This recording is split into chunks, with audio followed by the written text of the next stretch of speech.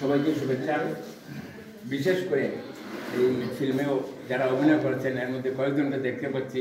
সবাইকে তো ফেস কিন্তু পর্দাতে দেখা যায় না ভালো করে, তবে ইকবালের মুভমেন্টে তো ইকবালকে প্রথমেই আমরা চিনতে পেরেছি, তারপর রুমিকে চিনতে পেরেছি, আর বাকি যারা হয়তো কিছুটা অপরিচিত।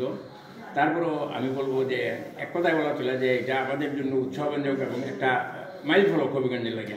কারণ হবিগঞ্জে কালচারাল ফাংশন হয়, কিন্তু ফিল্ম তো কেউ বানাইতে পারে নাই এই ধরনের মানে একটা পরিবেশে। আর রোজেনের কথা কী বলবো, রোজেনকে আমি অত্যন্ত ভালোবাসি এবং সে ঘনিষ্ঠ আত্মীয়, সন্তান সম্পর্ক সে অত্যন্ত শ্রদ্ধা করে, আমি তাকে ভালোবাসি। আর রোজেনের আমন্ত্রণকে উপেক্ষা করার কোনো মতে সম্ভব না। তো আজকে আমরা এই যে এখানে উপস্থিত হতে পেরেছি, এটা একটা ব্যতিক্রম অনুষ্ঠানের কথাই বলা হয়েছে। তো আমি বলবো যে এটা আসলে স্মরণীয়, সবাই আমরা এনজয় করেছি।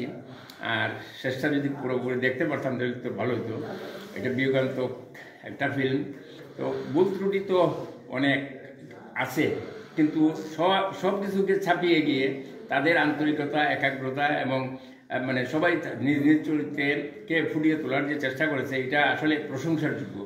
ঢাকাতে কোটি টাকা বাজেটের কোটি না, শুধু কোটি টাকার বাজেটের ফিল্ম হয়, পরিচালক প্রযোজক সংগ্রহ করেন, ইন্ডাস্ট্রিয়ালিস্ট বা এই ধরনের যারা বিনিয়োগ করে কোটি টাকা দিয়ে আরও কোটি টাকা, কিন্তু একটা সামান্য অবস্থা থেকে যে অভিজ্ঞতা জিরো থেকে যে রোজেন যে একা পরিচালক, প্রযোজক, হ্যাঁ সব কিছু ডিরেকশন দিছে, আবার গানও বোধহয় রচনা করেছে, তার একটা গানও আছে এটার মধ্যে।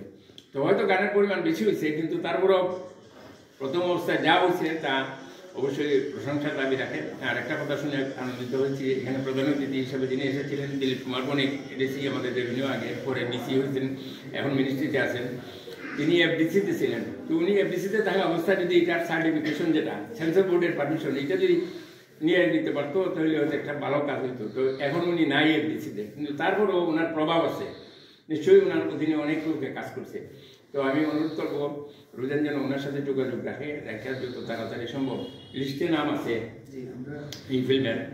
এখন সার্টিফিকেশন, যেটা আগে সেন্সর বোর্ডের অনুমোদন বলতো, এখন বলে সার্টিফিকেশনটা যদি হয়ে যায়, তারপরে কোনো প্রেক্ষাগৃহে যদি মুক্তি পায় তাহলে একটা প্রচার হবে। এরপরে তো এক সময় সামাজিক যোগাযোগ মাধ্যমেও এটা দিলে পরে হয়তো দেখা যায় যে ফিল্ম নাটক অনেক কিছু দেয়। তো আমি অনুরোধ করবো প্রচারের যাবতীয় ব্যবস্থা করার জন্য। আর শিল্পীদেরকে আমি আবারও ধন্যবাদ জানাই যে তারা এই ফিল্মে যারা অভিনয় করেছেন প্রতিশ্রুতিশীল, অবশ্যই তারা আমি বলবো, কারণ এখানে কয়েকজনের অভিনয় বেশ কয়েকজনের তো ভালোই হয়েছে। রুমি আছে, ইকবাল তো অবশ্যই, এরপরে লীলাবতী অভিনয় আমার ভালো লেগেছে, জরির ভূমিকা ভালো লেগেছে। আর অনেকের তো আঞ্চলিকতার তো প্রভাব একটা থাকবে, কোনো ট্রেনিং ছাড়াও অনেকে পার্টিসিপেট করছে। তো এটা দৌর্তব্য না। আমি খুব ব্যক্তিগতভাবে খুব আনন্দিত, খুশি। দোয়া করি সবাই হবিগঞ্জের জন্য সুনাম বয়ে আনবে। আর আমি আবারও রোজেনকে ধন্যবাদ জানাই। দোয়া করি যে রোজেনের মাধ্যমে আমরা হবিগঞ্জের পরিচিতি ইনশাআল্লাহ সারা দেশে আবার আমরা করতে পারবো। আমি সবাইকে শুভেচ্ছা জানিয়ে আমার বক্তব্য এখানে শেষ করতে।